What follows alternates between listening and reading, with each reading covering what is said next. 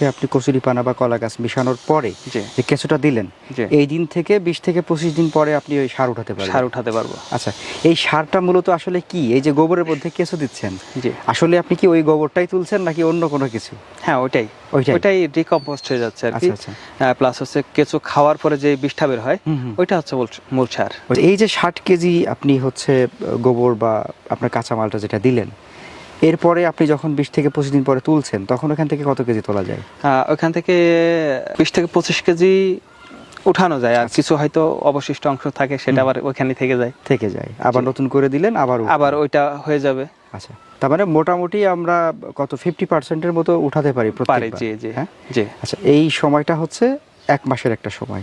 জি, 1 মাসের সময় ধরা যায় আর কি। 20 থেকে 25 দিন লাগে অবশ্য। আচ্ছা, আপনাদের এই কেশর কোন প্রজাতির? কেশর জাতের নাম? এটা হচ্ছে সম্ভবত অস্ট্রেলিয়ান একটা ভ্যারাইটি। আচ্ছা, হ্যাঁ, অস্ট্রেলিয়ান, আর একটা হচ্ছে আফ্রিকান একটা ভ্যারাইটি আছে।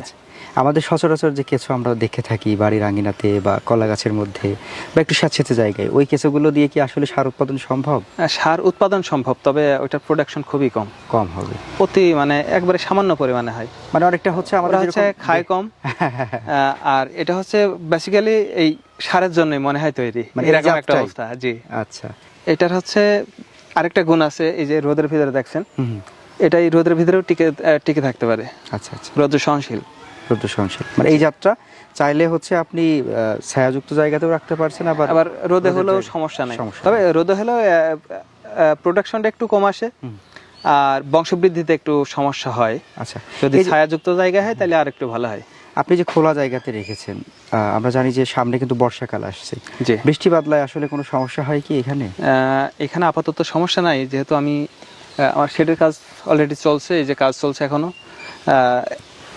এটা আমরা খুব শীঘ্রই আর কি করে ফেলবো, বৃষ্টি হওয়ার আগেই আশা করি। মানে এর একটা শেডের মধ্যে এটা চলে আসবে। জি।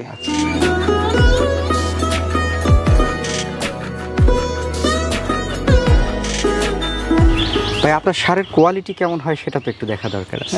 অবশ্যই। এই যে আমাদের সার হচ্ছে, এটা হচ্ছে ভার্মি। আচ্ছা, এটা হচ্ছে ভার্মি কম্পোস্ট। জি। কেঁচো সার। বেশ ঝুরঝুরে সার। হ্যাঁ, এই যে বাহ, অসাধারণ একেবারে, মানে তেমন নির্ভেজাল, একবারে 100% অথেন্টিক। হ্যাঁ, তেমন কোনো ভেজা না, একবারে ময়েশ্চার 20-এর উপরে হবে না, হয়তো 18 থেকে 20 না। তো এতটুকু ময়েশ্চার না থাকলে এই যে হচ্ছে আপনার কেঁচোর যে বিষটা বলে আর কি, বা কেঁচোর সাথে একটা জেলি মতো বের হয়, ওইটাই হচ্ছে মূল উপাদান কেঁচোর সারের। আচ্ছা, তো ওইটা যদি শুকায় যায় তাহলে হচ্ছে আপনার এই সারে আর কাজ করবে না।